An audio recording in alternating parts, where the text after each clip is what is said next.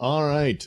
Cosmic Book News has quite a few stories for us, all within the same subject. And some of this is pretty credible and I think is true. This right here, I think, is more than likely that you're going to have these guys reprise their Spider Man roles for a sort of live action Spider-Verse movie. And recently hearing over here, he's got the article about Jamie Foxx going to be back as Electro, and I'm thinking he'll be the Electro of the same one from Andrew Garfield's movie that they did, and so Tobey Maguire will be back and all that. I don't know about there was plots about Maguire replacing Tom Holland as his contract runs out, and they have, and then he goes back to Sony for Sony films, perhaps, to do their Venom verse and all that stuff. And then Maguire becomes head of Parker Industries, and he's sort of the elder Spider-Man in the MCU. I don't know about any of that. But certainly guest starring and cameos, and maybe even more than that, would be the order of the day to some extent with that. Certainly with, Electro being a part of this. And also already clear signs of crossovers between MCU and Sony's films with Venomverse and all the trailer for Morbius. See, we haven't heard a lot about Morbius since then, but there's Michael Keaton. Once again, Michael Keaton. And it seems to blend it in, and yet Morbius is walking around in the poster of Spider-Man on the wall, and it's Tobey Maguire's Spider-Man. So, hey, what's going on here? So, a lot of this could be well underway, which is interesting because once again, they're battling it out with DC Universe. So DC has had some wins, at least in publicity lately because of Snyder Cut, and then their embrace of their multiverse, which is DC Comics was at the forefront of that and really established it within their stories for a long time. And then all of a sudden they threw it in the trash in the late 80s. I don't know why. I think it was a mistake. But anyway, dealing with that with their movies and their TV shows and their cheesy CW shows have already acknowledged this and dealt with it.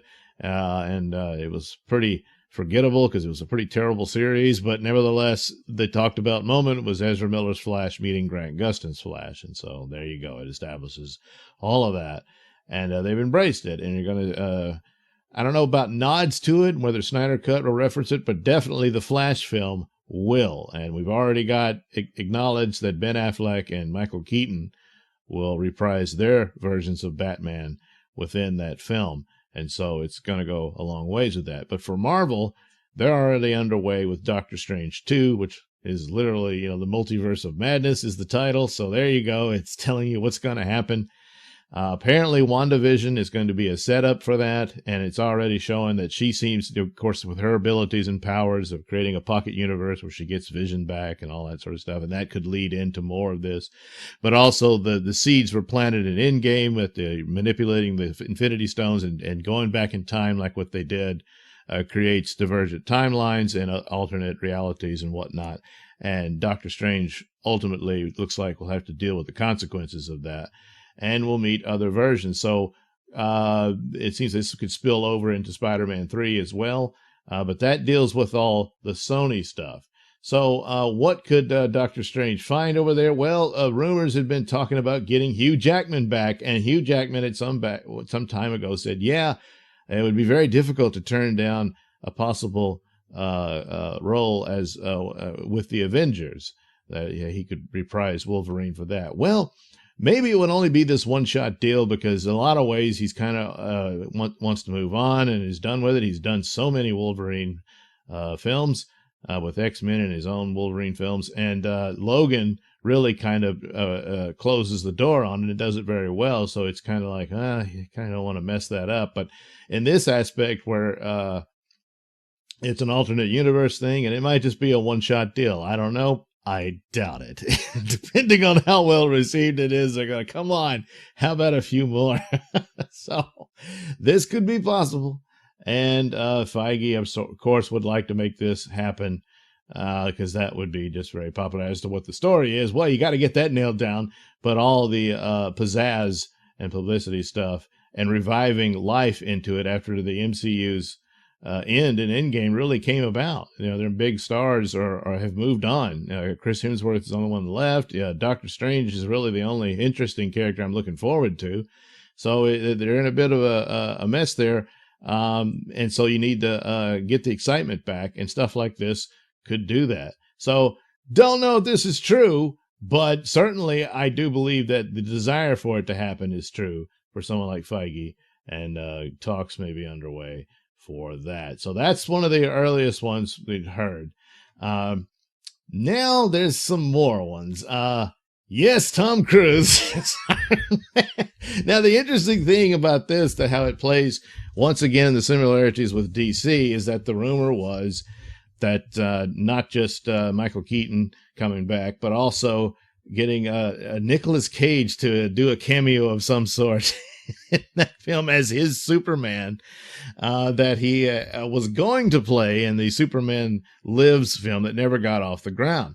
You've seen, stills of him in costume fittings and that sort of thing of his Superman. And the idea that he would have a cameo in that, maybe they would, even though that represents a film that never happened. Tom Cruise was in serious talks long ago to be Tony Stark, to do the Iron Man thing, and for whatever reason, it didn't come together, and Robert Downey Jr. took that role, and there you go. So it's kind of a funny nod to that he could play Iron Man in this Doctor Strange movie. However, is the other inkling of this, as a result of all of that, would he be signed on to be the new Tony Stark as a result of whatever happens within this movies, and that things have changed, and the old way is pocketed off elsewhere, and Doctor Strange is now part of this universe that has, Tom Cruise Iron Man, you know. Meanwhile, a similar thing happened with Black Widow. Originally, yes, Emily Blunt was supposed to be Black Widow, but I can't remember. Maybe they detail it here. He talks about that she did have talks with Marvel. Some people said they were aware of this, and at the time it was thought, that might be for her to play Susan Storm in the new Fantastic Four movie, because there's a lot of one of the fan favorites is her and her husband, Krasinski, for him to be Reed Richards. And there you go. You've got half the team already. And, that they would make a nice couple on screen, since they're a couple in real life and all that.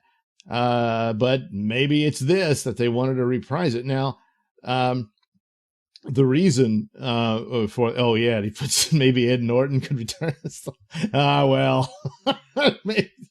But I think it was, I can't remember what the deal. It says she was top choice to play the character for her debut in Iron Man 2. But prior to that, she signed with Fox in The Devil Wears Prada, where part of that contract gave Fox the option to feature Blunt in another movie. So when she was in talks for Iron Man 2, Fox optioned her for Gulliver's Travels. So she had a schedule conflict and was unable to do Iron Man 2. And the role went to Scarlett Johansson. And the rest is history. So, similar to what they're doing with someone like Nicolas Cage in a movie that never happened, here is Emily Blunt and, of course, Tom Cruise playing these roles that they almost had, and for a different series of reasons they didn't. And so now, there's this alternate universe where she did get the role. And so there you go. And would they sign her? So now I'm wondering, if they present her as a Black Widow in an alternate universe, does that mean she can't be Sue Storm in a Fantastic Four movie? I don't know, because I want to see Fantastic Four get underway if they do it right, which, chances are it might not. But then again, maybe she could be the new Black Widow if they do this, to where there's a new Black Widow. That would be kind of a rotten deal, because Scarlett Johansson finally got her standalone film, and it's probably a one and done deal, even though it should have been a trilogy. And then say, there'll be a Black Widow trilogy, but it won't be her. And another thing, the movie seems like maybe that she'll pass it off to the other, to her sister or what have you, but whatever. This could just be nothing more than a cameo for a fun thrill tour of the multiverse, which is exactly what Flashpoint will be. So here we go. A lot of talk that Batman versus Superman and Captain America Civil War were knockoffs of one another. But they gotta admit, the Civil War was just a much more structured film. I like Batman versus Superman, but I do see it as heavily flawed. The Civil War's got flaws too, but it was easily the far more successful one, and all of that. So here they are. No, we're gonna get there first, and so then everyone can claim that DC ripped off Marvel when Flashpoint comes out. But that's not really the case, especially when you consider how old the Flashpoint story is and how even much older the multiverse concept is, and DC owned it for decades. So, yeah, but the average moviegoer doesn't know squat about that. So, does it matter? Man, probably not. But anyway, so it's interesting. It's kind of a funny thing to do, and it might just be just a cameo, or she might have more of a bigger role in it, and this could lead to them. You can still have Iron Man, Black Widow, and Captain America and the rest. They just won't be played by the same actors. See, it's as simple as that. But Robert Downey Jr. is going to be a tough act to follow. But Tom Cruise might be up to the challenge. It'll be a very different Tony Stark, and you kind of get an idea of how different it would have been had he been cast in the role. And, it still could have been successful, I think. But, would be very different. It's too bad he didn't get to do that Green Lantern movie. But the rumor was that his Hal Jordan would die at the end, and he didn't want to play a character who died or something like that. I don't know. Well, I don't know that that's true or not, but it seemed like some pretty serious talks about that. But if they do it anyway with Ryan Reynolds, that'd be cool too. So, if nothing more than a cool cameo, which it might be, or it could be even more than that, who knows? But there is something to this. How many of these actors will actually appear in the Doctor Strange film as opposed to not, and the Spider-Man film? Don't know as of yet, but maybe Hugh Jackman is the one that's most likely not to happen. I don't know. It's kind of hard to say. With Emily Blunt, and we know that apparently she did meet with them, so there's something going on there. So I don't know. Maybe Tom Cruise is the least likely. I don't know. Or it's all a done deal, and it's just a matter of time of announcing it. But some of this stuff, you kind of want it to be a surprise in the film. You're not expecting it, but it's hard to be surprised anymore because nasty people on YouTube keep. Oh, right. But at this point, it's all speculation. But it's fun stuff, and I can see how and why one would approach this and do it, which lends some amount of credibility to the possibility of this. But and that's the way these things go. It's just a rumor. It's probably someone just made it up completely. Not necessarily. Some deals like this might have been underway and it didn't go through, or some other version of it is there and you misheard it and it's something else. That sort of thing happens a lot. And so there's probably, no doubt, something like this going on. Whether it happens or not is an entirely different story. But, once again, it looks like Marvel is just pulling a fast one on DC with their concepts. So, but how do you fit all that in? Will it actually be a Doctor Strange movie by the end of it? And is that more the reason why the original director left? He just wanted to do a Doctor Strange movie, and now he's got to add in all this. I already had to deal with WandaVision being a prelude to it and having to have Scarlet Witch in it. Apparently the word was, he said, why don't we just call it Scarlet Witch movie then? Something like that. I don't know. If it clutters it up too much, it's not even a Doctor Strange movie anymore. But they sure weaved that around pretty good with Civil War. Civil War is not as good as Winter Soldier was, but Civil War was still very much a Captain America film. So if they handle it like that for Doctor Strange, it should be all right. So there you go. Multiverse. Yeah. It's like nothing really matters anymore because somewhere a different choice was made, so it doesn't matter what you do. Anyway, will there be a multiplex for the multiverse? I don't know. That's another story. Yeah. Perhaps there's a a universe where there was no lockdown. Yeah. I wonder how that turned out. Anyway, there you go. Something to look forward to, I guess. All right. Thank you for watching and listening. Why not like and subscribe and check out that link description below. That'll take you to my mini stores and have plenty of goodies for you. You know, hats, mugs, stickers, posters, all that goody stuff. Plus, you can head over to indieplanet.com and pick up a copy of my comic book Night Night. Oh, yeah.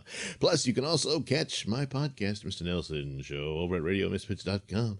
And you can also watch my videos on my channel at BitChute. That's the Mr Nailsin channel on BitChute.com.